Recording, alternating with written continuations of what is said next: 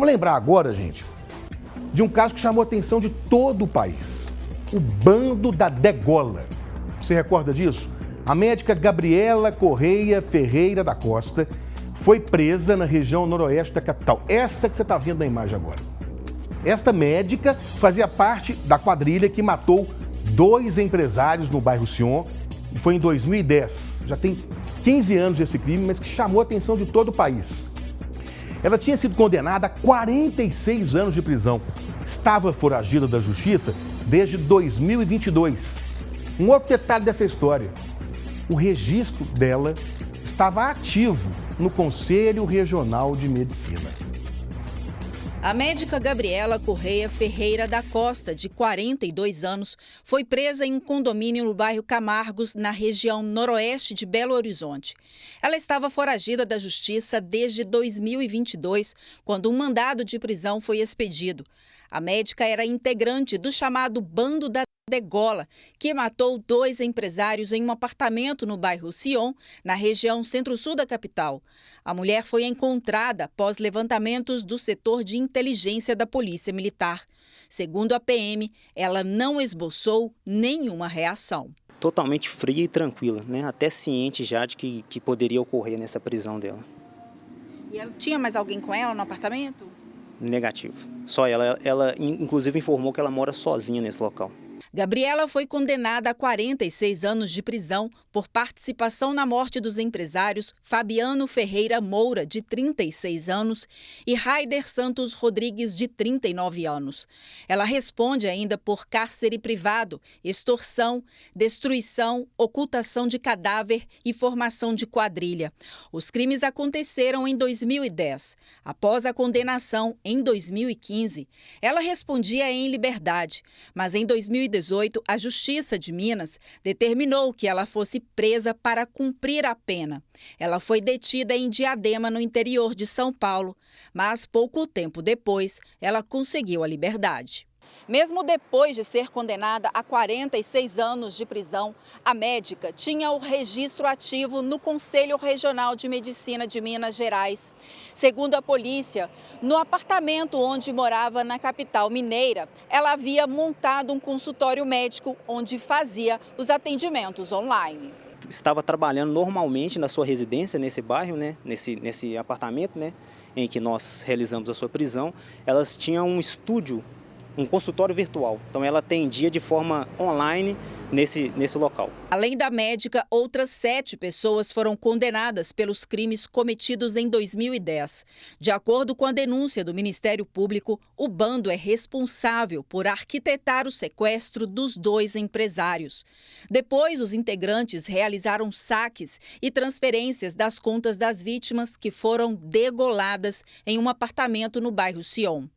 Em seguida, eles teriam transportado os corpos no porta-malas do carro de uma das vítimas até Nova Lima, na Grande BH, onde os cadáveres foram desovados e parcialmente incendiados.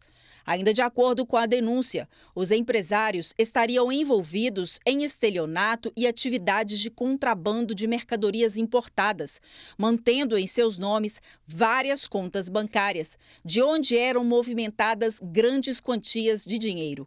As atividades ilícitas teriam chegado ao conhecimento de um dos líderes do bando da degola, que passou a extorquir as vítimas com a ajuda dos outros integrantes. Gabriela foi conduzida à central de flagrantes do Barreiro, de onde foi transferida ao sistema prisional. Ela tinha ciência, né, que ela estava com esse mandado de prisão em aberto. Inclusive, ela citou, né, para os nossos militares no momento da prisão que ela tinha 5 advogados acompanhando a defesa dela. Então, ela realmente já tinha conhecimento, né, desse processo. O repórter Shirley Barroso está ao vivo aqui comigo agora para falar mais sobre esse caso que chamou a atenção do país. Shirley, boa tarde, bem-vinda mais uma vez. Essa médica foragida há 3 anos e teve um papel muito importante nesses crimes, né? Laí, boa tarde novamente para você. Na época eu cobri todo o caso, né? Isso foi em abril de 2010, quando os corpos dos 2 empresários foram encontrados parcialmente queimados, sem os dedos das mãos e sem as cabeças, na região de Nova Lima. A polícia investigou e descobriu que o grupo, né, o bando da degola, liderado por Frederico Flores, um estudante de direito, Esse grupo havia sequestrado, mantido em cárcere privado os 2 empresários, extorquido, tirado dinheiro das contas deles e depois eles foram mortos e os corpos desovados. O que aconteceu? Segundo a investigação da Polícia Militar, da Polícia Civil e a denúncia do Ministério Público, o Frederico Flores descobriu que esses 2 empresários, eles estavam mexendo com estelionato, com exportação de produtos, que eles faziam uma movimentação muito grande em várias contas bancárias. Então, esses 2 empresários foram atraídos até o apartamento de Frederico Flores, no bairro Sion, na região centro-sul de Belo Horizonte. Lá, Gabriela, a médica, ela participava daquela extorsão, porque os empresários eles eram ameaçados, tiveram que passar os números das contas, os acessos. Gabriela, no computador, fazia transferência do dinheiro da conta dos empresários para a conta dos envolvidos no grupo e depois estes 2 homens foram mortos, né? Eles foram mortos por estrangulamento, depois decidiram cortar as cabeças das vítimas e os dedos para dificultar a identificação dessas vítimas. A polícia acredita, ela não tem essa informação, porque um dos envolvidos tinha nesse bando, tinha pastor, tinha policial militar, tinha garçom, tinha um advogado. O garçom deu alguns detalhes para a polícia, mas esse especificamente, o garçom, o Adrian, que era um estrangeiro, eles conheceram o Adrian em um bar que eles frequentavam, ele não soube dizer esse detalhe, mas a polícia acredita que os cortes nas cabeças das vítimas, dos dedos, foram feitos pela Gabriela Costa, pela médica, que tinha conhecimento ali de incisões, né? Tinha todo o conhecimento como fazer os cortes para evitar muito sangramento no apartamento. Porque no dia seguinte eles lavaram, mas não adiantou. A polícia foi lá, passou o luminol, descobriu alguns vestígios, mas poucos, diante do que havia acontecido com esses empresários, né? Então a polícia apurou o caso, descobriu, foram todos presos. Gabriela, no caso, chegou a ser presa, depois ela conseguiu um habeas corpus, respondeu em liberdade. Em 2015 ela foi uma das últimas a ser julgada do grupo. Ela foi condenada a 46 anos, mas recebeu o benefício de responder o processo em liberdade. Em 2018 a justiça mandou expediu um mandado de prisão contra ela. Gabriela já tinha sido encontrada, já tinha sido presa no interior do Rio de Janeiro, trabalhando em um hospital.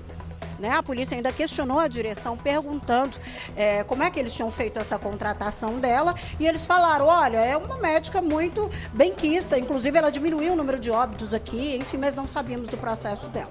Depois, Gabriela foi encontrada no interior de São Paulo também trabalhando, então, ou seja, o CRM dela, o registro médico dela ainda estava ativo. Em 2022, quando cessaram todos os recursos, porque cada vez que os advogados dela recorriam, pediam que ela respondesse esse recurso em liberdade. Em 2022 cessaram todos esses recursos, aí a justiça mandou expedir um mandado de prisão contra ela para que ela pudesse cumprir a pena, mas Gabriela ficou escondidinha, quietinha, foragida, até que alguém a encontrasse, e ela foi encontrada ontem. Oi, Laí. Agora, estão chamando a atenção essa história, porque se a partir de 2022 ela já era considerada foragida, como é que o registro dela no Conselho Regional de Medicina ainda estava ativo?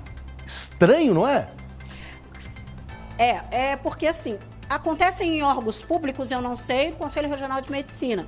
Vou até procurar saber, mas acredito que seja o mesmo sistema do funcionário público, Alguém que faz um concurso para trabalhar em uma instituição pública, acontece o seguinte, a pessoa só pode perder o cargo, exceção em alguns casos, tá?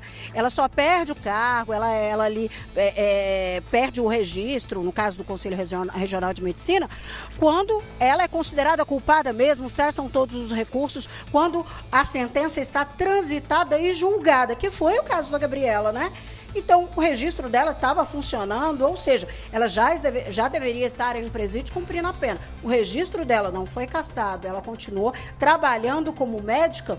Eu não sei como é que funciona no Conselho Regional de Medicina. Vamos perguntar para o Conselho Regional de Medicina. Mas no serviço público, ela perderia esse cargo assim que a sentença fosse transitada e julgada. Existem alguns casos, e a gente vai lembrar bem aqui daquele delegado que matou o motorista do caminhão de reboque, ele perdeu o cargo dele antes mesmo dessa sentença ser transitada e julgada. Em alguns casos isso pode acontecer. Então, não sei com relação ao Conselho Regional de Medicina, mas ela já deveria estar num presídio e está cumprindo essa pena aí de 46 anos. Como é que joga a vida no lixo assim, né, Laís? Como é que pode médico com formação fazer uma brutalidade, uma frieza? Que maldade, né? Que ponto chega o ser humano? Obrigado, viu, Shirley, pelas informações ao vivo. E eu vou refazer a pergunta aqui ao Conselho Regional de Medicina. Peço até a produção que entre em contato também para a gente esclarecer essa situação. Pode haver aí um artifício que eu não conheça. Por que ela estava com o registro ainda ativo no CRM, se desde 2022 ela já tinha sido condenada, com sentença transitada em julgado?